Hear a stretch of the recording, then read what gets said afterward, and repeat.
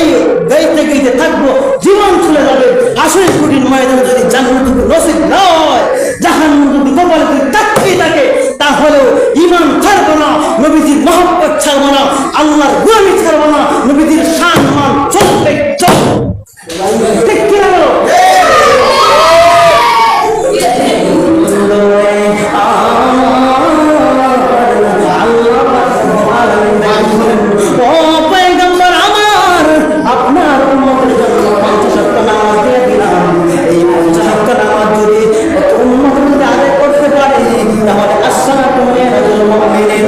আপনার উম্মতের জন্য রয়েছে উত্তম একটি জায়গা, সেটা হলো মেরাজ। আল্লাহ পাক রব্বুল আলামিন থেকে বলেন, ও আল্লাহ, আল্লাহ পাক রব্বুল আলামিন পয়গম্বরকে বলেন, ও আল্লাহ, তাহলে আমি অনেক খুশি হয়ে গেলাম। পয়গম্বর আস্তে আস্তে যখন হাজির হয়ে গেলেন, আস্তে আস্তে যখন দুনিয়ার মধ্যে যখন হাজির হয়ে গেলেন, পয়গম্বর আদম আলাইহিস সালাম সাথে সাক্ষাৎ হয়ে গেল। পয়গম্বর আদম ডেকে বলেন, ও পয়গম্বর, আপনার আল্লাহ, আমাদের আল্লাহ আপনার উম্মতের জন্য কি দিয়া দিলেন? ওই পয়গম্বরটাকে বলেন, ও আদম পয়গম্বর, আল্লাহ পাক রব্বুল আলামিন আমাদের উম্মতের জন্য 50 ওয়াক্ত নামাজ দান করেছে। 50 ওয়াক্ত নামাজ দান করেছে পয়গম্বর আদম। পয়গম্বরকে ডেকে বলেন, ও পয়গম্বর, আমার জবানের মধ্যে মাত্র 1 ওয়াক্ত নামাজ ছিল, 1 ওয়াক্ত নামাজ। 1 ওয়াক্ত নামাজ আমার উম্মতের পাঠ করতে পারতো না, আদায় করতে পারতো না। বিভিন্ন কাজের মধ্যে ব্যস্ত হয়ে যেত, দুনিয়ার মধ্যে পাগল করা হইল, টাকার পিছনে গাড়ি বাড়ি পিছনে করে। এই জন্য তারা এই 1 ওয়াক্ত নামাজ আদায় করতে পারে না। যান একটু ঘুমাই নিয়ে আসেন। পয়গম্বরটাকে বলেন, আচ্ছা ঠিক আছে, আমি যাইতেছি। এরকম করে করে আল্লাহ পাক রব্বুল আলামিন ও আল্লাহ, আপনি জান আমাদের উম্মতের জন্য যে 50 ওয়াক্ত নামাজ দিয়ে দিলেন, এই 50 ওয়াক্ত নামাজ আমার উম্মতরা পাঠ করতে পারবে না, আদায় করতে পারবে না। একটু ঘুমাইলেন, ঘুমাইতে ঘুমাইতে 45 ওয়াক্তের মধ্যে আনা হয়েছে। 45 ওয়াক্ত নিয়ে পয়গম্বর অনেক খুশি হয়ে গেলেন। আল্লাহ পাক রব্বুল আলামিন আমার উম্মতকে 45 রাকাত নামাজ দিয়েছেন, 45 ওয়াক্ত নামাজ দিয়েছেন। পয়গম্বর বড় খুশি হয়ে গেলেন। সামনে যখন হাজির হয়ে গেলেন, আদম পয়গম্বর বললেন, ও পয়গম্বর, আপনি কত রাকাত কমিয়ে নিয়ে আসলেন, কত ওয়াক্ত কমিয়ে নিয়ে আসলেন, কি বসে বলেন? পয়গম্বর থেকে বলেন, আমার আল্লাহ পাক রব্বুল আলামিন আমার উম্মতের জন্য 45 ওয়াক্ত নামাজ দান করেছেন। মুসা আলাইহিস সালাম তখন বলেন, ও পয়গম্বর, আমার উম্মতের জমানায় আমার জমানার মধ্যে 1 রাকাত নামাজ আদায় করতে পারে নাই, 1 ওয়াক্ত নামাজ আদায় করতে পারে নাই, আর আপনার উম্মতিরা 45 ওয়াক্ত নামাজ কিভাবে আদায় করবে? এইরকম বলে বলে যখন বলতেছেন, তাহলে পয়গম্বর রাসূল হয়ে গেলেন। এরকম করতে করতে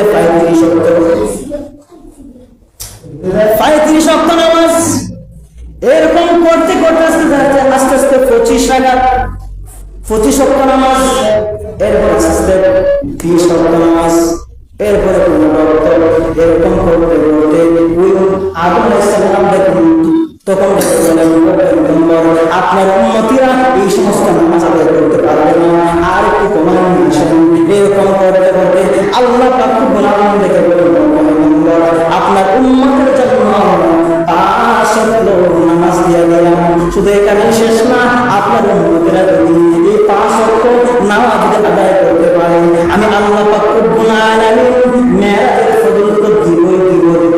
আসসালাতু মেরাজুল মুমিন, আমার আপনার উম্মতিরা নামাজ আদায় করলে মেরাজের সম্পূর্ণ সব পেয়ে যাবে, মেরাজ পালন করবে। শুধু তাই না, এই 5 ওয়াক্ত নামাজ আদায় করতে পারে, তাহলে এই 50 ওয়াক্ত নামাজের সব তার আমল নামায় গেল।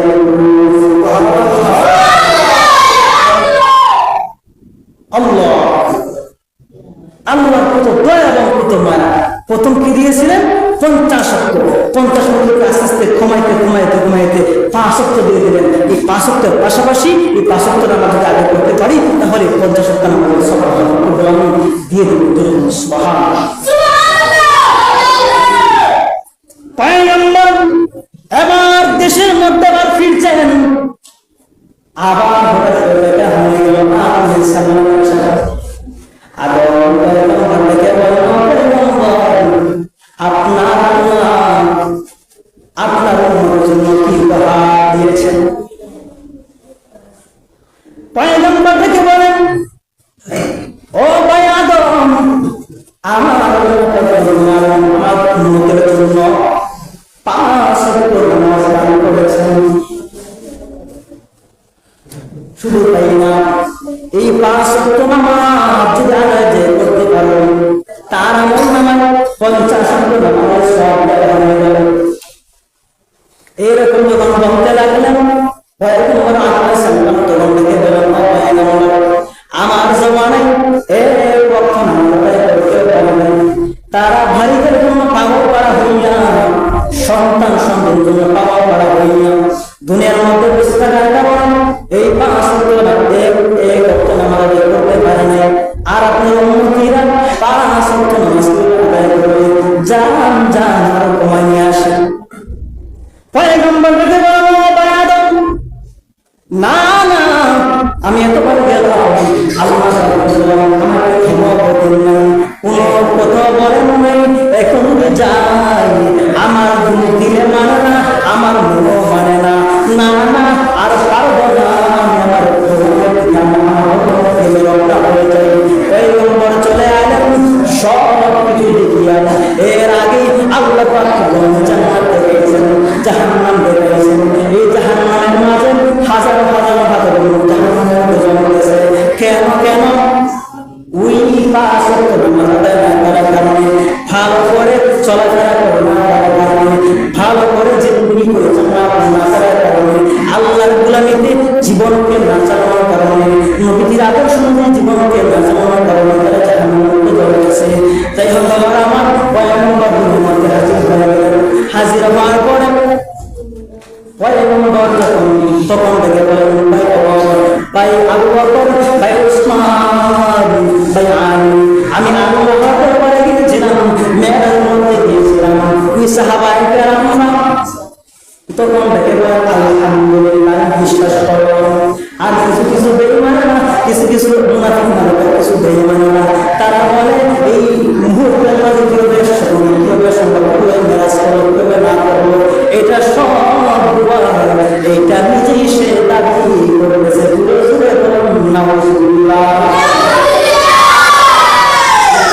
সাহাবায়ে কেরামরা বিশ্বাস করলেন, আর কিছু কিছু মুনাফিক বেঈমানরা তারা অস্বীকার করলো।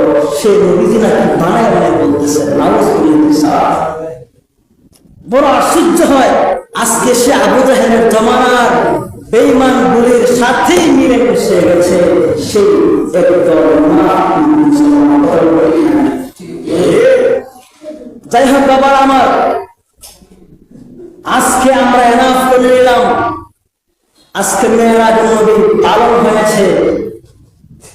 একটু আগে একটি কিতাবের মধ্যে পড়েছি, মেরাজ নবীর নামাজ 20 টাকাতে পড়া যাবে, 12 টাকাতে পড়া যাবে, 15 টাকাতে পড়া যাবে, যার যতটুকু ইচ্ছা।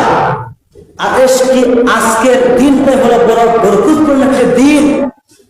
সেই দিনের মাঝ